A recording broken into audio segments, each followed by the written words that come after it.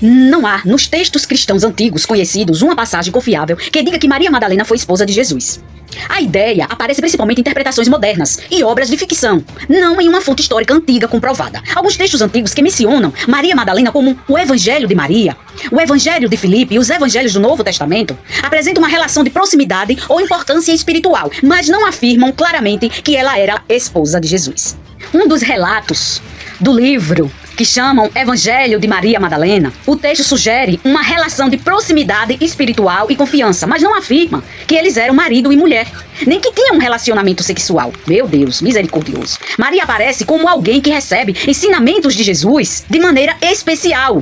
Depois da partida dele, ela demonstra ter grande compreensão de seus ensinamentos e tenta fortalecer os outros discípulos. Pedro demonstra resistência à autoridade dela e Levi a defende, dizendo que Jesus a amava mais do que os outros. O foco do texto é a relação mestre-discípula. E a autoridade espiritual de Maria, não um romance. Não existem evidências históricas sólidas de que Maria Madalena tenha sido esposa ou amante de Jesus. Meu Deus, misericordioso. Evangelho de Filipe, a passagem não tem na Bíblia. A passagem mais comentada é esta.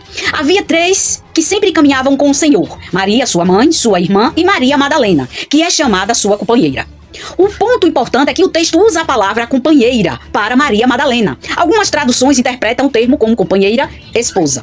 Mas isso não significa necessariamente esposa. O termo original pode ter um sentido mais amplo de companheira ou parceira. O Evangelho de Filipe também diz que Jesus amava Maria Madalena mais do que os outros discípulos.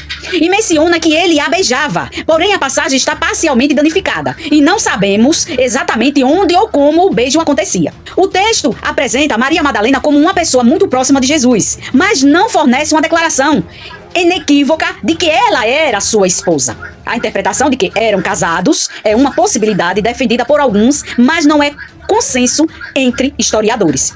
E há outro detalhe importante. O Evangelho de Filipe foi escrito provavelmente no século III. Portanto, não é um relato contemporâneo da vida de Jesus. E a palavra companheira seria Madalena em relação a Jesus, que pode significar companheira, parceira, associada ou alguém que participa de algo em comum.